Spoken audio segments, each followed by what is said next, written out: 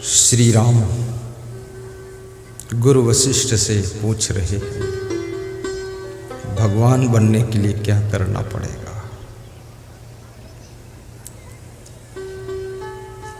नारी में नारायणी बनने की सामर्थ्य छिपी है, नर में नारायण बनने की सामर्थ्य छिपी है। और याद रखना,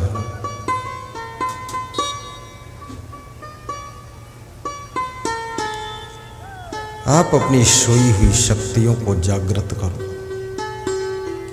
तुम कहां दर बदर भटक रहे हो। ये व्यसनों में, बुराइयों में, अवगुणों में, दुर्गुणों में सुख नहीं है। तुम जब बीड़ी पीने लग जाते हो, धीरे धीरे बीड़ी पीने की आदत बन जाती है। तुम समझते हो बीड़ी से बहुत नुकसान हो गया, होंठें काली हो गई, मुंह से बदबू आ रही है, आंखों का रंग पीला धुआं धुआं जैसा हो गया, पैसे बर्बाद हो रहे हैं, सांस की बीमारी हो गई, खांसी दमा हो गया। फिर भी तुम छोड़ नहीं पाते हो, क्योंकि अब आदत बन गई। और आदत उसे कहते हैं जो नुकसान करती है लेकिन छूटती नहीं, वही तो आदत है।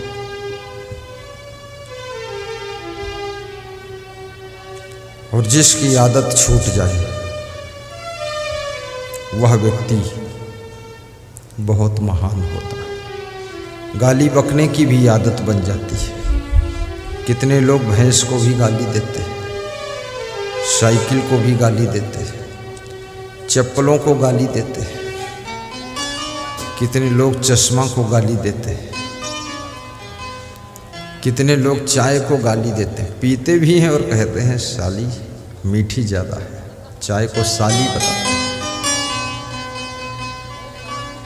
तो पत्नी भी मुस्कुराती है, वो भी सोचती है कि मेरी छोटी बहन भी तेरी साली है। आज पता चला कि ये चाय भी तेरी साली है।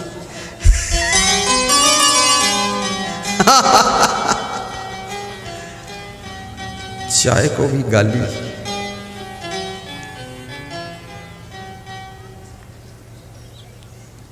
गाली बकने की आदत बन गई है।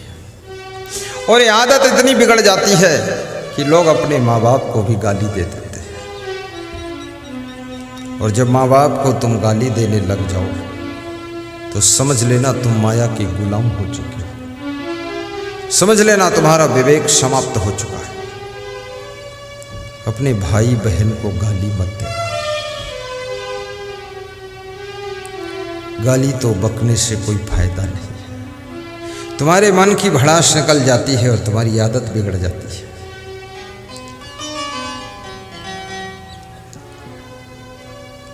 ये वाणी अमृत है, इसको जहर मत बनने दो। चाणक्य ने नीति शास्त्र में लिखा है, प्रियवाक्य प्रदानेन सर्वे तुष्यन्त जंतवा तस्मात् देव वक्तव्यम वचने किम दरिद्रता। प्रियवाक्य बोलने से सभी प्राणी खुश होते, संतुष्ट होते हैं।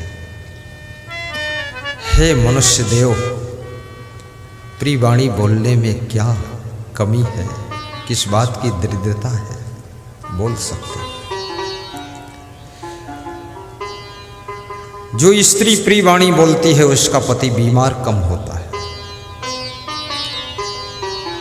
और जो पुरुष प्रेम भरी वाणी बोलता है उसकी पत्नी को सिरदर्द कम होता है। जो दुकानदार प्रियवाणी प्रयोग करता है उसके ग्राहक कभी कम नहीं होते। और जो नेता प्रिय और मधुर और क्रांतिकारी और वीर रस का भाषण करता है वो चुनाव कभी हारता नहीं है, वीरता के साथ काम भी करता है।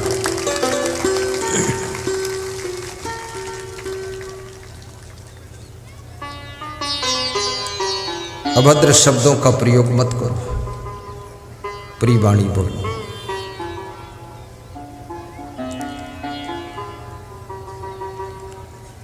और समाज में ये भी मत सोचो कि सभी लोग हमारे जैसे हो जाएंगे? नहीं होंगे।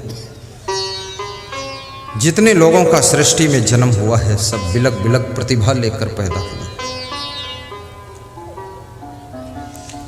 विभिन्न प्रकार के फूल खिले हुए हैं सृष्टि में, एक जैसे सब फूल नहीं हो सकते। एक ही गुलाब के पौधे में गुलाब के फूलों का रंग वही हो सकता है, लेकिन गुलाब के फूल कोई छोटा है, कोई बड़ा है, कोई मझले आकार का है, कोई थोड़ा टेढ़ा है, कोई मुड़ा मुड़ा है। वही फुलवारी की शोभा है। शरीर के रूप रंग में भी अंतर होता है। सगे भाइयों को देख लो आप, स्वभाव में अंतर होता है, उनके बोलने के अंदाज में अंतर होता है, उनके हंसने मुस्कुराने के ढंग में अंतर होता है, और उनके कर्म करने में भी अंतर होता है, और यही अंतर उनके भाग्य में अंतर पैदा कर देता है। इसलिए उलझने की जरूरत नहीं है, आप अपना कर्म कीजिए। जब भाई भाई में बंटवारा होने लग जाए, कोई भाई चालाकी करने लग जाए, कुछ भाई ऐसे होते हैं साथ में रहते हैं तो ठीक है, जब बंटवारा का नंबर आता है तो उनके अंदर लालच आ जाता है। वो सोचते जितना खींच लो, नोच लो, घसोट लो, वही मिल जाए, ले लो। बेईमानी आ जाती है। कोई थोड़ा बेईमानी करने लग जाए, उसको समझा दो एक बार, अपना अपना हिस्सा ले लो, लालच मत करो। फिर भी नहीं मानता है, थोड़ा दे दो उसको, क्योंकि अपने भ्राता को कभी शत्रु मत बनाओ। दे दो, उसके बाद देखो क्या तमाशा शुरू होता है। थोड़े दिन में वो तुमसे पीछे हो जाएगा, तुम आगे निकल जाओ। क्योंकि त्याग करने वाला व्यक्ति जो अपने भाई के लिए त्याग करता, बहन के लिए त्याग करता, वाइफ के लिए त्याग करता है, पिताजी के लिए त्याग करता, पुत्र के लिए त्याग करता है, त्याग करने वाला कभी कंगाल नहीं होता है, वो माला माल होता है।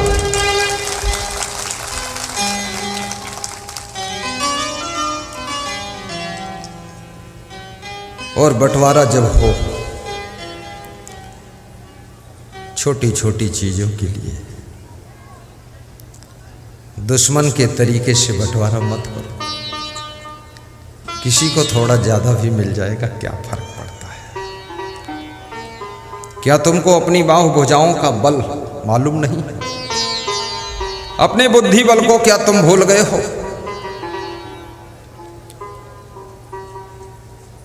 जब एक गरीब मां का बेटा जो बचपन में चाय बेचता था आज प्रधानमंत्री बनकर बैठ सकता है, तुम तो इतने गरीब भी नहीं हो, तुम न जाने क्या बन सकते हो। तुम राष्ट्रपति बन जाओ।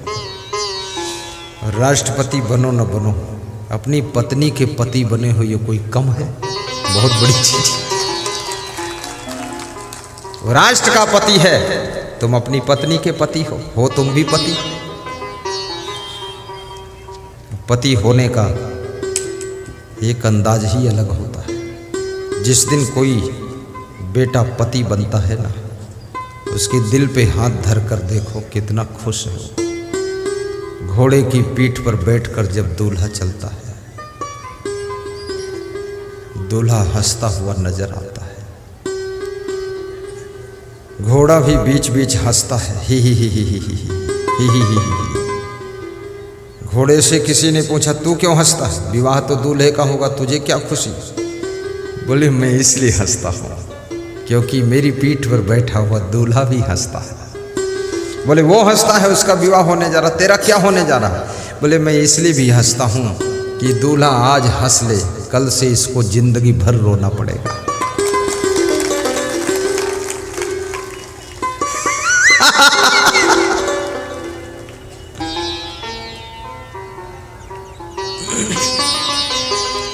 साहिब बंदगी।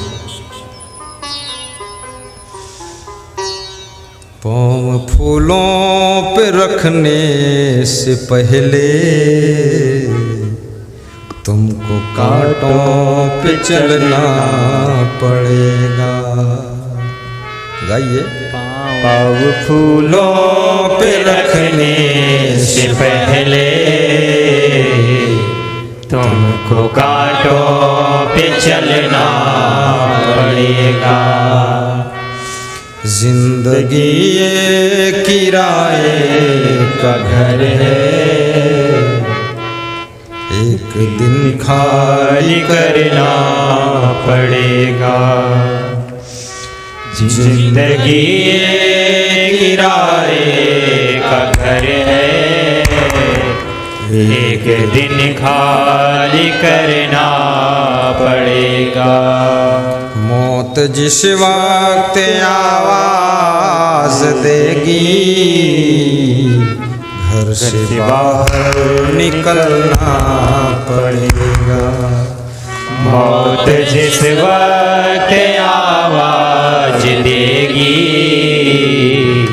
घर से बाहर निकलना पड़ेगा।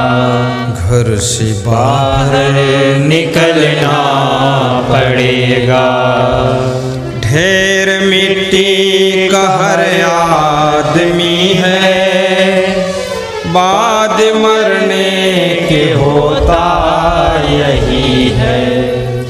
ढेर मिट्टी का हर आदमी है, बाद मरने के होता यही है।